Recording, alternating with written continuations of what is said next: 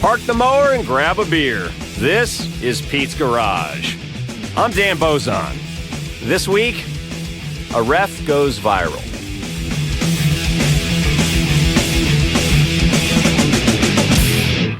Alex Kemp went viral, which I assume is a bad thing for an NFL referee.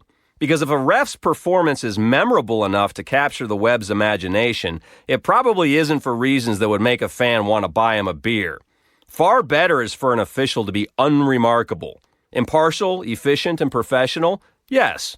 Memorable? No. In a well-run game, we'll remember the long balls, the goal line stands, the runs that broke loose, and we'll completely ignore how quickly the ball was returned to the line of scrimmage between plays, the minor scuffles that were broken up, and the sideline conversations held with coaches to determine whether penalties would be accepted or declined. The smooth management of all the administrative matters that keep the game moving, we'll take all that for granted. We won't attribute any positive outcome to the work of a referee. But we'll blame him for all sorts of negative outcomes, both real and imagined.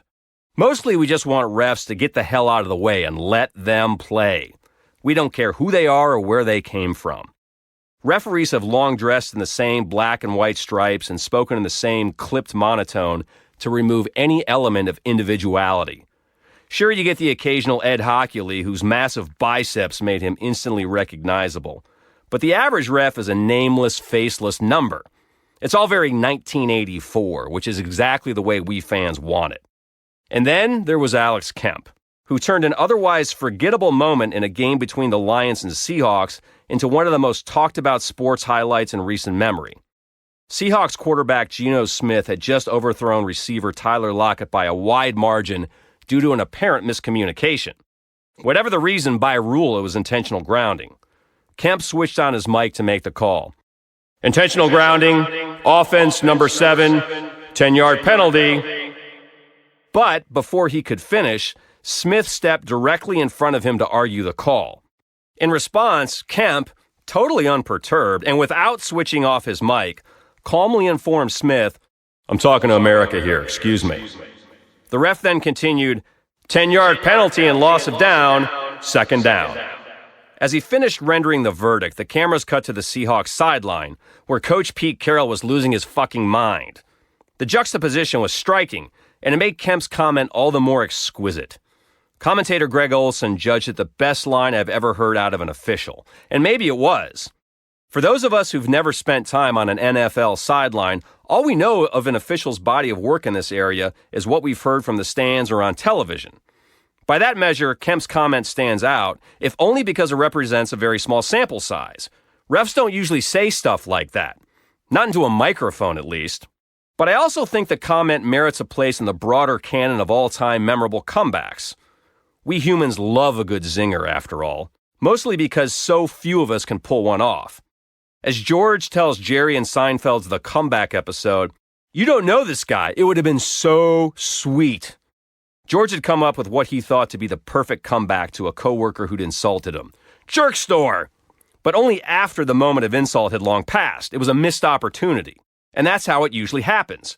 Rare is the person who can conjure exactly the right words at exactly the right moment to put some asshole back in his place. Winston Churchill was an expert at it. He once got into it at a dinner party with a female member of parliament. She scolded him, "Mr. Churchill, you are drunk." Churchill shot back, "And you, madam, are ugly, but I shall be sober tomorrow."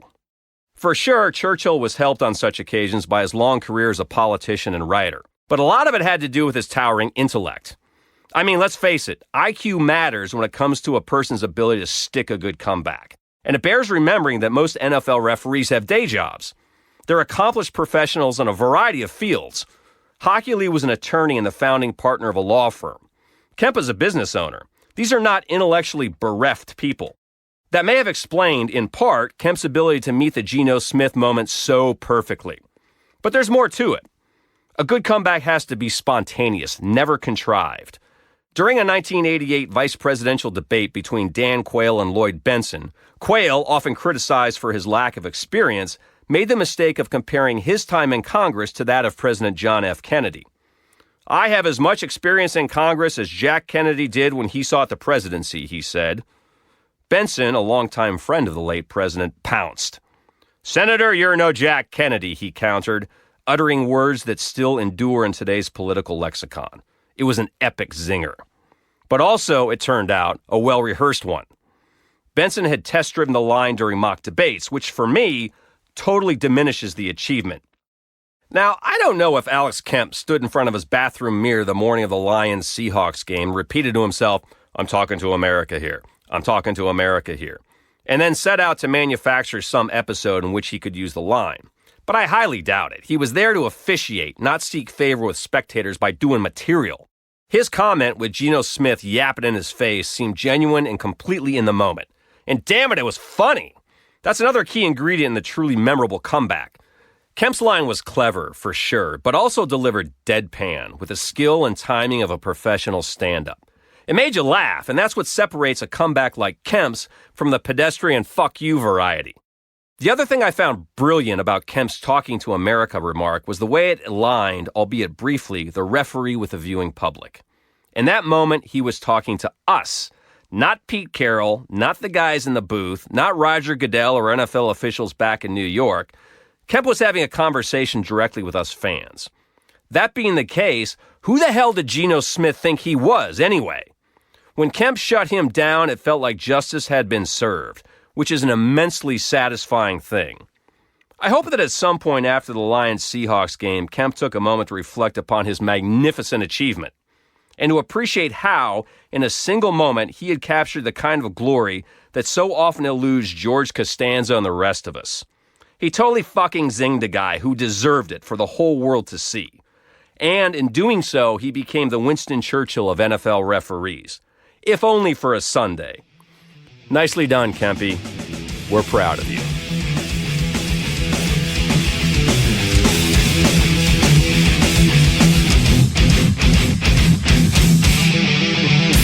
Thanks for listening. You can check out other episodes and stories from the Pete's Garage blog over at the website, danbozon.com. That's DANBOZUNG.com.